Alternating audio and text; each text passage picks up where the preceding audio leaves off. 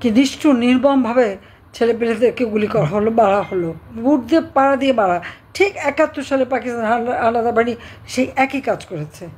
এই গোপালগঞ্জে যে উস্কানিমূলক বক্তব্য দেওয়া, এটা কিভাবে মানুষ গ্রহণ করতে পারে যে ওই মাটিতে দাঁড়িয়ে জাতির পিতা বঙ্গবন্ধু শেখ মুজিবুর রহমান সম্পর্কে যে সমস্ত মন্তব্য এই ছেলেরা করেছে, অথচ যারা এই সমস্ত মন্তব্য করলে তারা একসময় কিন্তু ছাত্রলীগ ছিল, এবং তাদের যদি অতীতে দেখবেন বঙ্গবন্ধুর নাম দিয়ে কত সুন্দর সুন্দর কথা তারা বলে, আজকে হঠাৎ সব কিছু যেন তারা ভুলেই গেল সেসব কথা।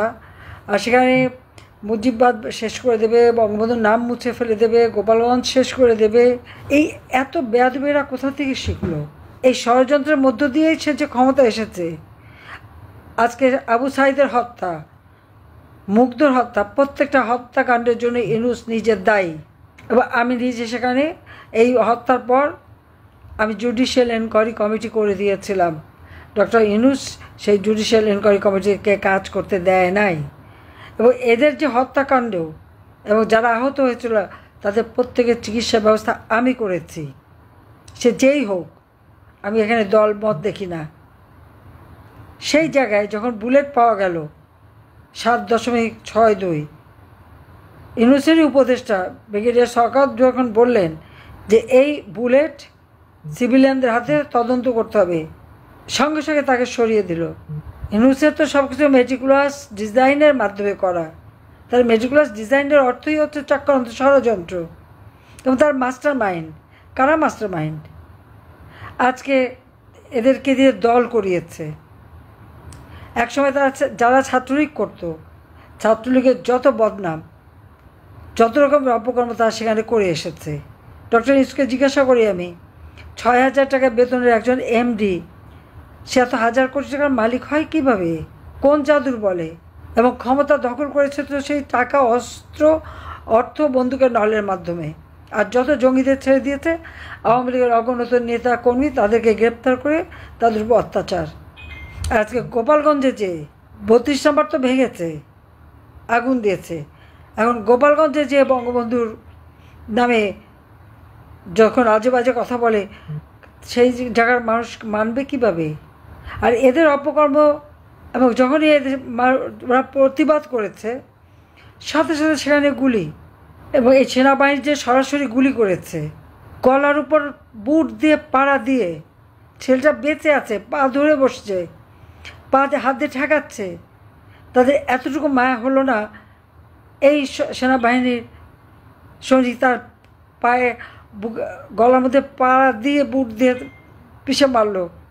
আমার নিজের কাছে এখন দুঃখ হয়। আমি তো ভেবেছিলাম স্বাধীন বাংলাদেশের সামরিক বাহিনী জনগণের পাশে থাকবে। আমার কাছে ছেলেরা জিজ্ঞেস করেছে, আমি বলছি না, ওরা তোমাদের বিরুদ্ধে কিছু বলবে না, তারা তো গেছে ওখানকার শান্তি রক্ষা করতে। অথচ হত্যা করলো তারা প্রকাশ্য দিবালোকে, সবাই দেখেছে যে একদিকে পুলিশ, একদিকে সেনাবাহিনী, আর একদিকে ওই সেই কি নতুন এক পার্টি বানিয়েছে তাদের অস্ত্রধারীরা। আমাদের ছেলেদের হাতে তো কোনো গুলি বন্দুক কিছু ছিল না। হ্যাঁ, তারা ঢিল ছুঁড়েছে, এটা ঠিক, কিন্তু তাদের বিরুদ্ধে মিথ্যা মামলা, তারাই নাকি উস্কানি দিয়েছে, তারাই নাকি আক্রমণ করেছে। কোথায় আক্রমণ করলো? এবং এদেরকে পালাতে হলো কিসে? সেনাবাহিনীর সাজোয়া বাহিনীতে। ওই সাজোয়া বাহিনী এপিসি কার কিনে দেওয়া? আগে কি ছিল তাদের? ছিল না, আমি ক্ষমতায় আসার পরে কিনে দিয়েছি। শান্তি রক্ষা মিশনে তারা যায়, তাদের ট্রেনিংয়ের ব্যবস্থা এই বিপশট আমার হাতে করা। কারণ বিদেশে যাবে অন্য দেশের সাথে, তারা যে সব ধরনের ট্রেনিং পায়, সেই নতুন ট্যাঙ্ক থেকে শুরু করে সব ধরনের কিছু আমি কিনে দিয়েছি। আর আজকে আমার দলের লোকদের উপর, ছেলেপেলের উপর, এবং টুঙ্গিপাড়ায় যেভাবে নির্যাতন তারা করলো, অত্যাচার করলো, এবং এখনও করে যাচ্ছে। এখানে আমার একটা প্রশ্ন, গোপালগঞ্জের ছেলেপেলেরা তারা যখন বঙ্গবন্ধুকে গালি দিয়েছে, তারা তাদের মঞ্চ ভেঙেছে। একই ঘটনা তো আমি দেখলাম কক্সবাজার ঘটলো। বিএনপি নেতা সালাউদ্দিনের সম্পর্কে যখন বাজে কথা বললো, সাথে সাথে বিএনপি তাদের মঞ্চ ভাঙলো। সেখানে সেনাবাহিনী কি কোনো অ্যাকশন নিয়েছে? রামু ক্যান্টনমেন্ট তো মাত্র কয়েক গজ দূরে, কই সেখানে তো নিল না। কি জবাব দেবে আমাকে? এবং জবাব দিতে হবে, আমার অধিকার আছে, কারণ আমি তাদের উন্নতি করেছি। নতুন নতুন ক্যান্টনমেন্ট করা, প্রমোশনের ব্যবস্থা করা, আধুনিক সরঞ্জামাদি কিনে দেওয়া, তাদেরকে ট্রেনিং দেওয়া, এমনকি নামের পদবি। আগে তো শুধু ব্রিগেডিয়ার বলা হতো, ব্রিগেডিয়ার জেনারেল, এবং সেই সৈনিকদের থেকে শুরু করে প্রত্যেকের ঠিক আন্তর্জাতিক মানের পদবি দিয়ে পোশাক পরিচ্ছদ, training, NDC, BIPSOT, war college, MIST, medical college, BUP, university সবই তো আমার করে দেওয়া। আওয়ামী লীগ সরকার আসার পর থেকে এই বাংলাদেশে এমন কোনো শ্রেণী পেশার মানুষ নাই যারা সহযোগিতা না পেয়েছে। আজকে পুলিশ বাহিনী মাত্র 20% পুলিশ রেশন পেত। আমি প্রথমবার এসে সেটাকে বাড়ালাম, আর দ্বিতীয়বার আসার পরে 100% রেশন। পোশাক পরিচ্ছদের আরও কয়েক সেট বাড়িয়ে দেওয়া, নতুন পোশাকের ব্যবস্থা করা, সেনাবাহিনীর জন্য নতুন পোশাকের ব্যবস্থা করা, সবই তো আমার করা। বিজিবি, পুলিশ, প্রত্যেকের জন্য, এমনকি সেনাবাহিনী, হেলিকপ্টার, এভিয়েশন সেক্টর খুলে দেওয়া, নেভির জন্য এভিয়েশন সেক্টর খুলে দেওয়া কে করেছে? আমি, শেখ হাসিনা, আওয়ামী লীগ। আওয়ামী লীগ ক্ষমতা এসেছে বলেই আজকে সব কিছু নতুনভাবে করা হয়েছে। বড় বড় কমপ্লেক্স ভবন করে দেওয়া, ট্রেনিংয়ের ব্যবস্থা। মাত্র ইন্টারমিডিয়েট পাস করে সবাই আর্মিতে ঢুকতো, উচ্চশিক্ষার তেমন সুযোগ ছিল না। এই ট্রেনিং 3 বছরে করে দিয়ে যাতে একটা বিএ ডিগ্রি বা বিএসসি ডিগ্রি বা উচ্চমানের ডিগ্রি নিতে পারি, সেইটাও আমি করে দিয়েছি। এটা মাথায় রাখতে হবে। আর আজকে কি নিষ্ঠুর নির্মমভাবে ছেলেপেলেদেরকে গুলি করা হলো, মারা হলো, বুট দিয়ে পাড়া দিয়ে মারা। ঠিক 71 সালে পাকিস্তান আলাদা বাহিনী সেই একই কাজ করেছে। সেই একই চিত্র যেন আমি দেখলাম। কারণ 71 সালে আমরাও তো নির্যাতিত ছিলাম। আমিও তো, আমার বাবাকে গ্রেপ্তার করার পর আমার মাকে গ্রেপ্তার করে। আমি, রেহান, আমাদেরকে একটা একতলা বাড়িতে ফ্লোরের উপরে আমরা পড়ে থাকতাম। আমাদের কিছুই ছিল না, সব লুট হয়ে গিয়েছিল। কিন্তু কোনোদিন আফসোস করিনি। এই জন্য দেশ স্বাধীন হয়েছে। স্বাধীন দেশে সশস্ত্র বাহিনী আমার বাবা বঙ্গবন্ধু শেখ মুজিবই করে দিয়েছিলেন। কি বিশ্বাস ছিল! 75 একবার বিশ্বাস ভঙ্গ। কেউ তো কাফন দাফন নিয়ে যায়নি। বঙ্গবন্ধু শেখ মুজিব কিছুই নিয়ে যায়নি, কাফনের কাপড়টুকুও নিয়ে যায়নি। যে গরিব মা বোনদের তিনি ওই রেড ক্রিসেন্ট থেকে শাড়ি বিতরণ করতেন, ওই শাড়ির পাড় ছিঁড়েই তাকে কাফন পরানো হয়। তাও টুঙ্গিপাড়া লাশটা নিয়ে গিয়েছিল সেই জন্য।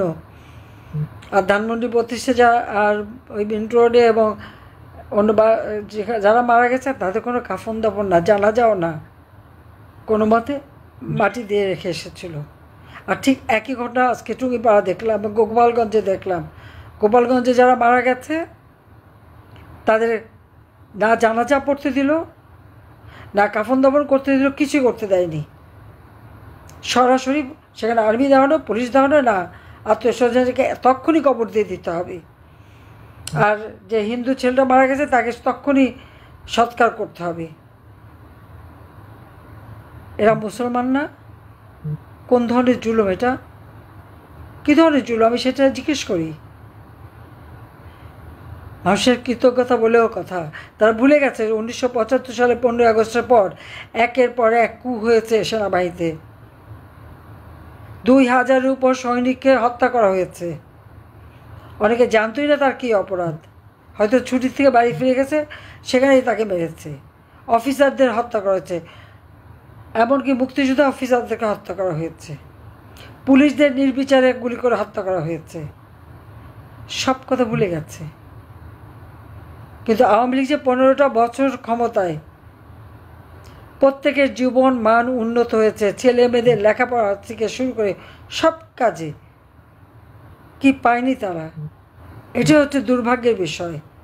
আর মিথ্যা মামলা দিয়ে হয়রানি, হত্যা করলো পুলিশ,